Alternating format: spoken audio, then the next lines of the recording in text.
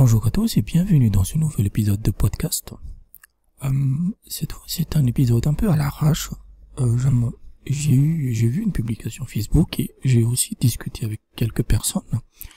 Et ils m'ont parlé de Twitch, donc la plateforme de streaming, et de la représentation des streamers. On parle ici de représentation politique, en termes de lutte des classes. Et dans la publication Facebook en question, ça disait que en fait, ce qu'on voit comme top streamers, c'est-à-dire qui gagnent bien leur vie, qui réussissent, qui sont médiatisés, on a la fusion, l'union de la bourgeoisie et de ce qu'on appelle le lumpenprolétariat. Même si c'est vrai dans une certaine mesure, c'est pas exactement le lumpenprolétariat. Déjà, petit rappel, le lumpenprolétariat, en fait, c'est du sous-prolétariat, grosso modo, c'est de la racaille. C'est des gens qui peuvent être issus de toutes les classes, c'est-à-dire que ça peut venir des banlieues comme de la bourgeoisie, mais qui n'ont aucune appartenance, c'est-à-dire qu'ils sont au plus offrants. Ils vont voter pour ceux qui les payent. Les Black Blocs, les casseurs, voilà, c'est la racaille en fait. Et historiquement, le lumpenprolétariat c'est toujours associé avec la bourgeoisie pour fracasser le peuple. Et dans le cas de Twitch, ce que cette publication disait, c'est que vous avez l'union des bourgeois, c'est-à-dire les streamers des grandes villes, qui se sont alliés avec les banlieusards, principalement des Arabes, et tout le reste des utilisateurs de streaming sont invisibilisés. La réalité est un peu plus différente. Déjà, pour faire du streaming, c'est sûr que tu dois habiter dans les grandes villes. Et ça aussi, c'est un vrai problème, parce que les flux financiers, c'est-à-dire les gros flux, flux mondialistes, ils se concentrent autour des grandes villes. C'est-à-dire que même si tu es à moins que rien, mais que tu habites à Paris, tu pourras recevoir quelques miettes. C'est ça que ça veut dire. Ce qui fait que si tu habites dans une petite ville, tu n'auras aucun moyen de te faire des contacts, d'avoir un réseau, etc. Ensuite, il est vrai que fils d'ouvrier et top streamer, ça peut pas exister, tout simplement parce que pour faire du streaming à l'heure actuelle, ou même pour réussir dans l'audiovisuel, par exemple sur YouTube, il faut beaucoup d'argent. Il te faut un PC digne de ce nom, il te faut l'équipement audio, l'équipement visuel, la caméra, etc. Et on n'est plus à l'époque où tu pouvais faire des vidéos à l'arrache et réussir. Aujourd'hui, tout doit être carré, ce qui fait que non seulement tu dois avoir le matos, qui coûte souvent des milliers d'euros, mais en plus de ça, tu dois avoir les compétences. Ça, c'est le premier point. C'est-à-dire vraiment que, voilà, si tu es né dans une famille bourgeoise, on va dire même de classe moyenne, tu peux avoir accès à ce type de matos. Dans le cas des banlieusards, parce que sur streaming, en tout cas sur le top streaming FR, il y a beaucoup, on va dire, de Français d'origine immigrée. C'est des Français, c'est pas des nouveaux immigrés. Et c'est pas que la plateforme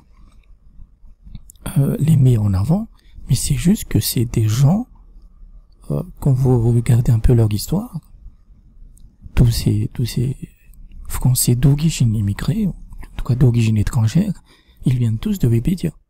Tous.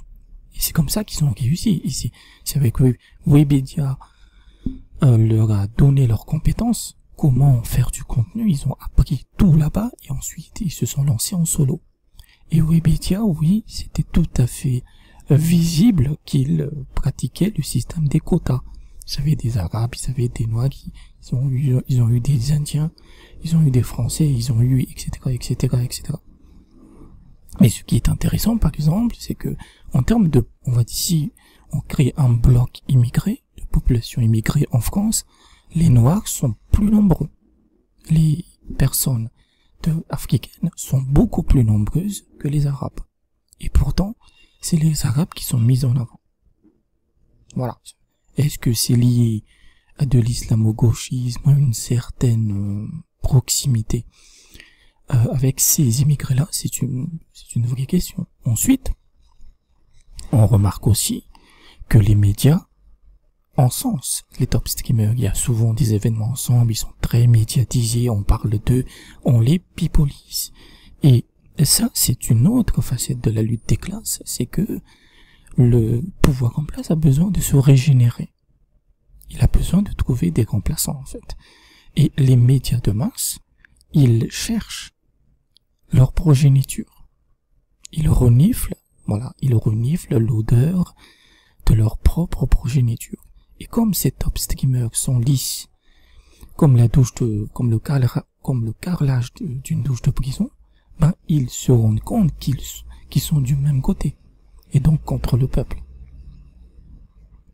Ce qui fait que tu as vraiment une jonction qui se fait entre les deux. Et je peux vous parier ce que vous voulez, que dans 5 ans, 10 ans, vous allez lever tous ces top streamers, ils vont se retrouver dans les plateaux télé. Ce seront eux, les animateurs, les chroniqueurs, qui vont dégueuler, ils deviendront les nouveaux éditocrates, les nouveaux chiens de garde, les nouveaux philosophes qui vont dégueuler sur le peuple. Et c'est intéressant aussi de voir les émissions qu'ils font sur Twitch, ces top streamers. Vous avez remarqué qu'à quel point c'est du copier-coller d'émissions de télévision, en disant que on est du même camp, on aime bien les mêmes choses, la télé-réalité de merde, la médiocrité, des débats inutiles, stériles. Donc, c'est pas du tout le lumpen prolétariat. Le lumpen prolétariat, c'est de la cacaille pure et simple. Là, on a simplement le con bourgeois et la classe moyenne qui veut devenir bourgeois avec l'aide des banlieues pour contrer le peuple. Voilà, en sachant que sur Twitch, en termes de réussite, c'est catastrophique. Il y a eu cet article de Numérama sur les burn-out, etc. Et on apprend que seul 0,050%, pas 0,5, 0,050% des streamers gagnent l'équivalent du SMIC avec leur stream.